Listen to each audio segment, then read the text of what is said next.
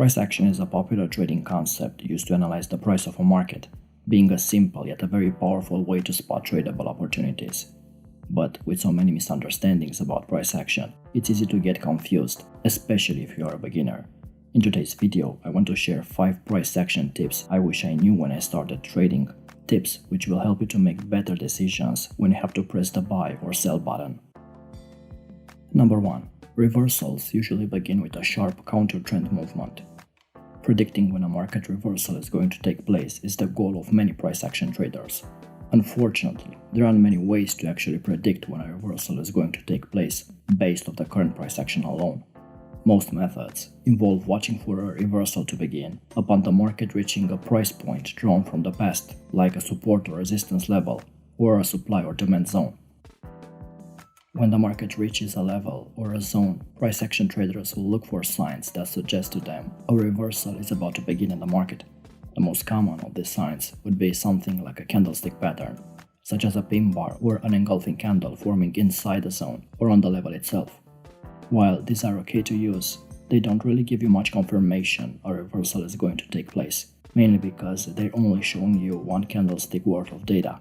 Using engulfs to actually predict when reversals are going to occur can often be very difficult and result in many false signals. What I tend to do instead is to look for a sharp counter-trend movement taking place once the market has been moving in one direction for a long duration of time. Here's an example.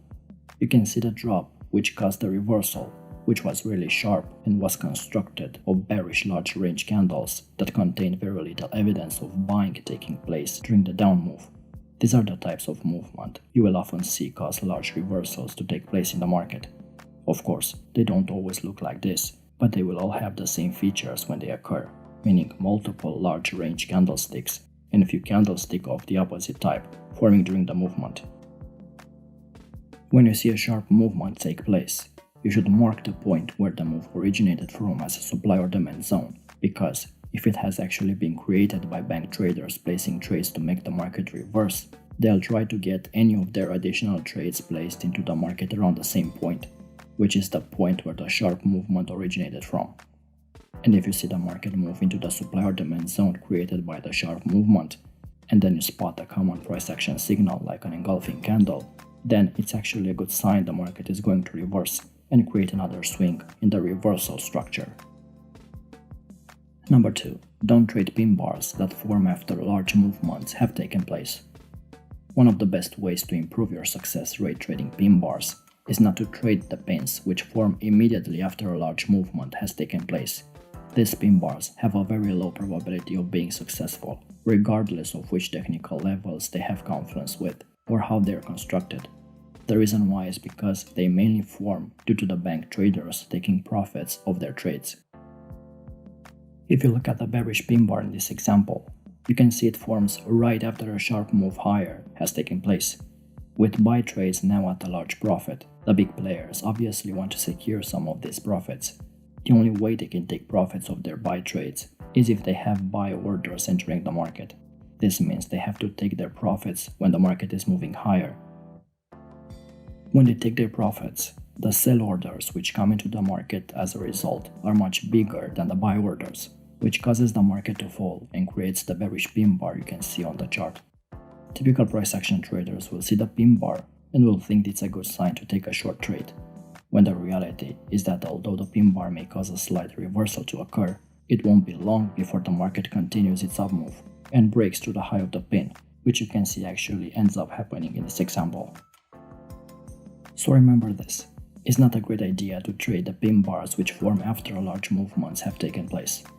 Don't get me wrong, you'll often see the occasional pin bar cause the market to completely reverse after a large move, but the vast majority of them won't, at least not long enough for you to make a decent amount of profit of a trade. Number 3. Stick to trading candlestick patterns which form during active market hours. My next tip is to only trade candlestick patterns which form during the time the asset is actively traded, and don't take trades on patterns which form during inactive market hours. For example, if you're trading Forex, Euro-USD is traded the most between the time the London trading session begins and when the US session ends.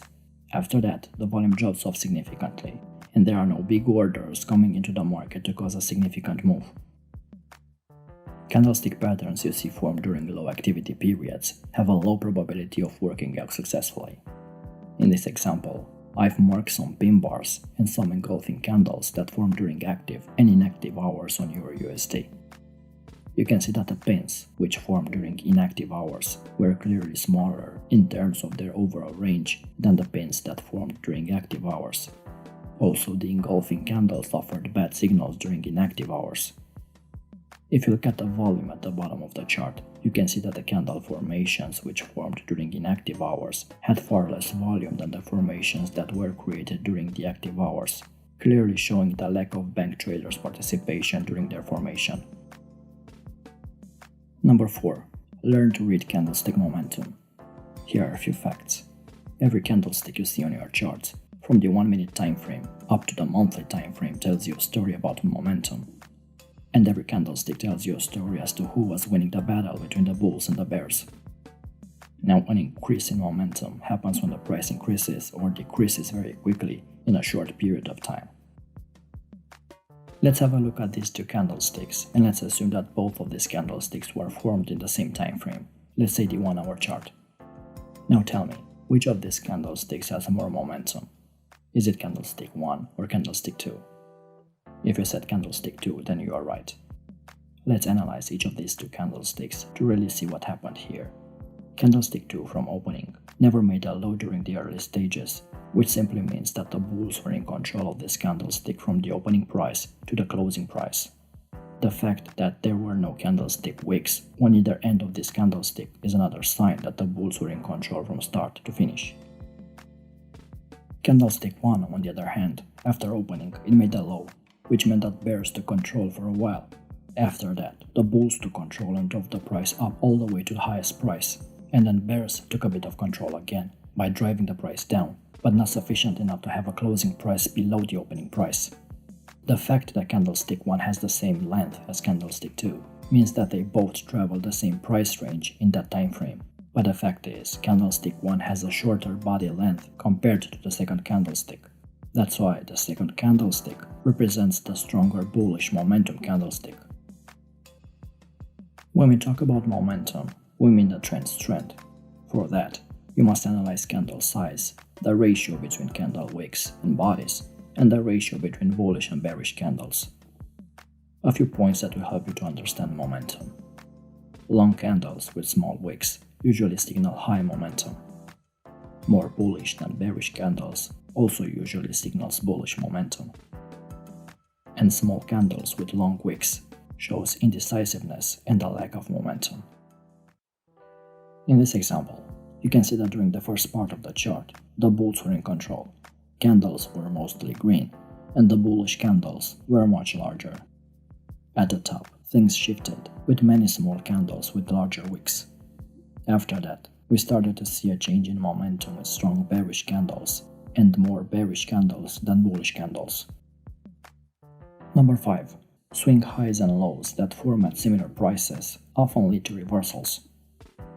Analyzing swing highs and lows is an important part of being a price action trader, but a little secret not a lot of traders know is that when they see multiple swing highs or lows forming at similar prices to one another, it's usually a strong sign a reversal may be about to take place in the market.